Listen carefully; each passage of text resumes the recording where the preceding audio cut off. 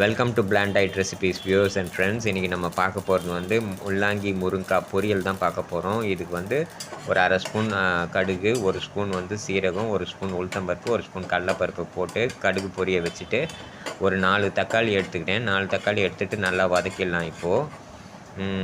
Meanwhile வந்து என்னோடய channel எல்லாருமே சப்ஸ்கிரைப் பண்ணுங்கள், லைக் பண்ணுங்கள், ஷேர் பண்ணுங்கள், உங்கள் ஃப்ரெண்ட்ஸுக்கும் ஷேர் பண்ணுங்கள், அவங்களையும் சப்ஸ்கிரைப் பண்ண சொல்லுங்கள்.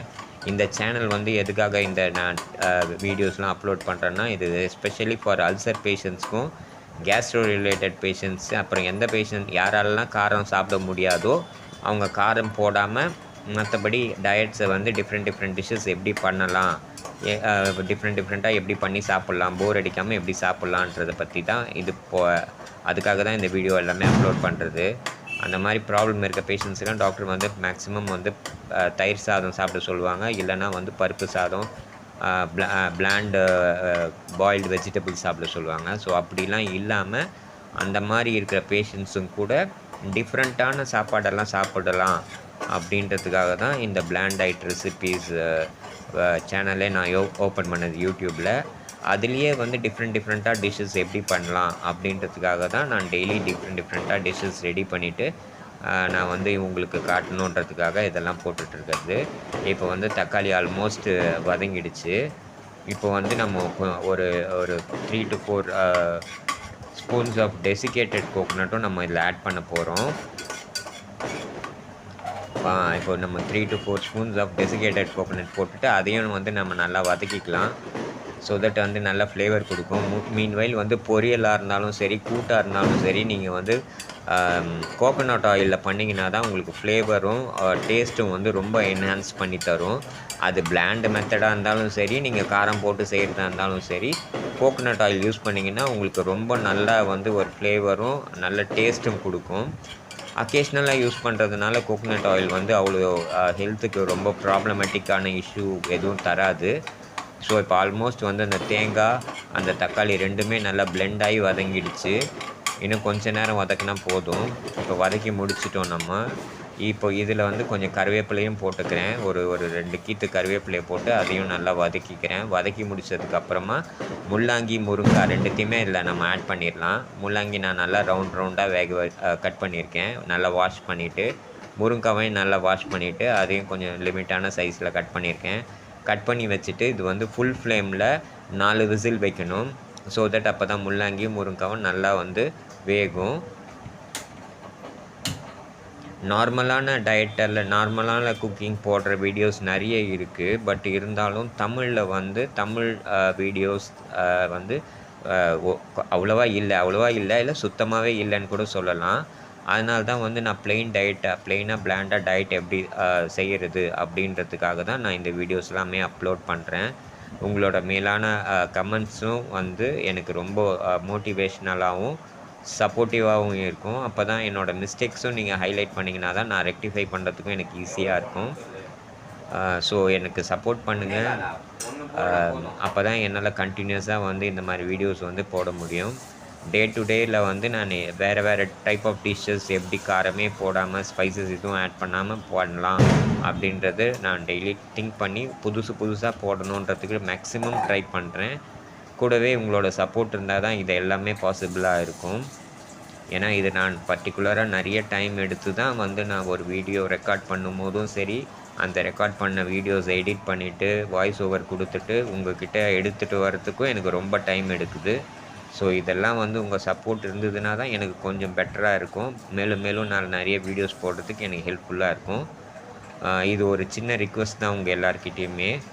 இப்போ வந்து குக்கர் வந்து 4 விசில் வரப்போகுது. 3 விசில் வந்துடுச்சு. இப்போ 4வது விசிலுக்காக நான் வெயிட் பண்ணுறேன். ஒரு விசில் காமிச்சிட்டு என்னடா 4 விசில்னு சொல்கிறானேன்னு பார்க்க வேண்டாம். ஈச் அண்ட் எவ்ரிதிங் காட்டணுன்னா லென்த்தியாக போகும் வீடியோ. ஸோ அதனால் கட் பண்ணி தான் நான் எடுக்கிறேன்.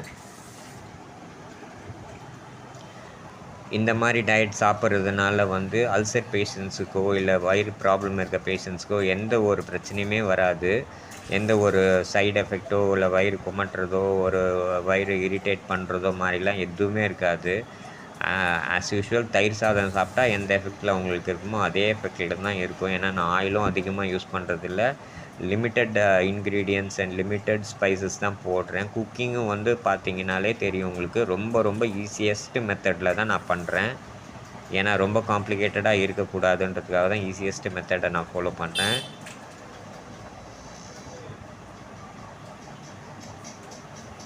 எனக்கும் கூட நான் கூட ஒரு அல்சர் பேஷண்ட் தான். வயிறு ரொம்ப ப்ராப்ளம் இருக்குது, லிவர்லேயும் எனக்கு ப்ராப்ளம் இருக்குது. ஸோ அதனால் நானே ஒரு 2 இயர்ஸாக செல்ஃப் குக்கிங் தான் பண்ணிகிட்ருக்கேன். அதில் வந்து ஐடியாஸ் வச்சு தான் ஒவ்வொன்றா நான் ரெடி பண்ணிகிட்ருக்கேன் இப்போது.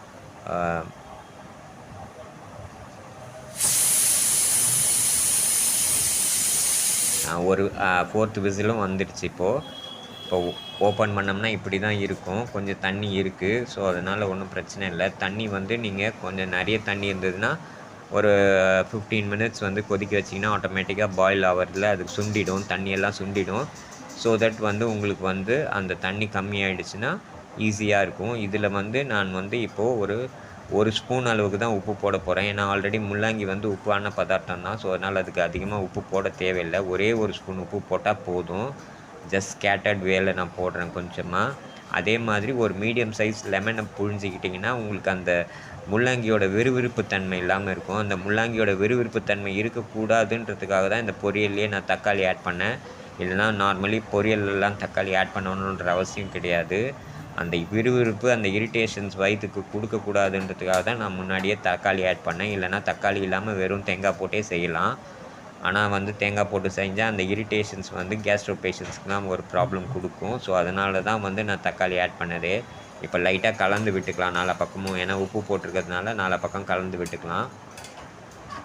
மீன்வைல் நான் வந்து ஒரு மீடியம் சைஸ் லெமனும் வந்து லாஸ்ட்டாக குக்கர் வந்து மூடுறதுக்கு முன்னாடி புழிய போகிறேன். ஏன்னா லெமன் புழிஞ்சிட்டோம்னா 5 to 7 மினிட்ஸ்க்கு மேலே நம்ம வந்து ஹீட்டில் வைக்க முடியாது. வச்சோம்னா வந்து கசப்பெடுக்க ஆரம்பிச்சிடும்.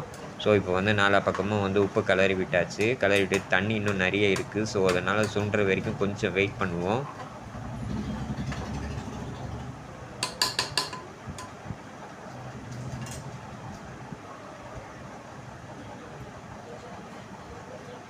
நல்லா ஹை ஃப்ளேமில் வச்சு சுண்ட வைக்கலாம் கொஞ்ச நேரம்.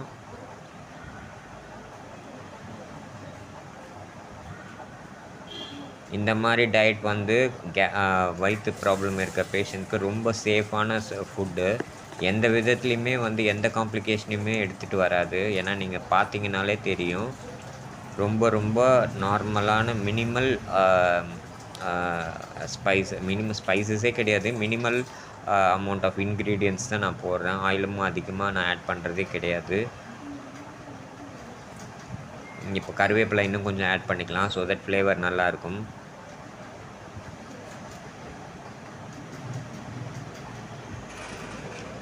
அல்சர் வயிறு ப்ராப்ளம் இருக்க பேஷண்ட்ஸ் எவ்வளோக்கு எவ்வளோ வந்து ஸ்பைசஸ்ஸு, ஆயிலு, அப்புறமா வந்து காரத்தை அவாய்ட் பண்ணுறீங்களோ அவ்வளோக்கு எவ்வளோ நல்லது. ஸோ தட் அப்போ தான் உங்களுக்கு வந்து அந்த அல்சர் வந்து குயிக்காக ஹீல் ஆகி வரும். பிளாண்டாக டயட் சாப்பிட்றது தான் பெட்டர். நீங்கள் மேலும் மேலும் காரத்தை சாப்பிட்டுட்டே இருந்தீங்கன்னா இன்னும் கூட அல்சர் வந்து சிவியராக ஆகும். இப்போ வெந்துருச்சான்னு பார்த்தாச்சு, முள்ளாங்கியே வெந்துருச்சு. ஸோ அதனால் டாக்டர் என்ன ப்ரிஸ்கிரைப் பண்ணுறாங்களோ அதை ஃபாலோ பண்ணுங்கள். டாக்டர் சொல்கிற டயட்டே ஃபாலோ பண்ணுங்கள். கூட என்னோடய பிளாண்ட் டயட்ஸ் எல்லாத்தையுமே பாருங்கள். இதுவே போதுமான டயட்டு தான் உங்களுக்கு. வயிறு எந்த பிரச்சனையும் பண்ணாது. இதை நல்லா நம்ம இப்போது சாட்டே பண்ணி விட்டுக்கலாம். ஸோ தட் அடி பிடிக்காமல் இருக்கும். நல்லா கலந்து விட்டுட்டோம்னா எல்லா பக்கமும் வந்து அந்த அதில் இருக்க அந்த எசன்ஸ் எல்லாமே வந்து ஸ்ப்ரெட் அவுட் ஆகும். ஸோ தட் டிஷ் நல்லாயிருக்கும். இன்னும் கொஞ்சம் தண்ணி இருக்குது. ஸோ அதனால் இன்னும் கொஞ்சம் நேரம் கூட கொதிக்க வைக்கலாம். கொதிக்க வச்சுட்டு ஃபைனலாக நான் வந்து லெமன் புழிஞ்சிட்டு அப்புறம் ஒரு விசிலோ இல்லை 5 to 7 மினிட்ஸோ வைக்க போகிறேன். முள்ளாங்கி பொறுத்த வரைக்கும் கொஞ்சம் தண்ணி விட்டுட்டே தான் இருக்கும். அது வந்து வதங்கிறதுக்கே, அந்த சுண்டுறதுக்கே கொஞ்சம் டைம் எடுக்கும். இப்போ இன்னும் கொஞ்சம் கூட வதங்கணும். இன்னும் கொஞ்சம் கலந்து விட்டுக்கலாம். சாட்டே பண்ணலாம். இந்த மாதிரி குக்கரை பிடிச்சி நீங்கள் லைட்டாக இது மாதிரி ஷேக் பண்ணிகிட்டே இருந்தீங்கன்னா உங்களுக்கு வந்து அடி பிடிக்காமல் இருக்கும். கூட தண்ணி சுண்டுறதுக்கும் கொஞ்சம் ஈஸியாக இருக்கும்.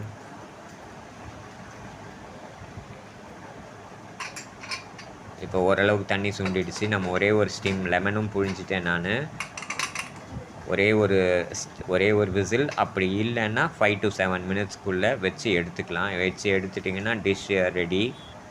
இது வந்து சாதத்தோடு சாப்பிட்லாம். இல்லை நீங்கள் வேறு ஏதாவது சப்பாத்தியோடையோ இல்லை வந்து தோசையோடையோ இட்லியோட வச்சு சாப்பிட்ணுன்னா கூட சாப்பிட்லாம்.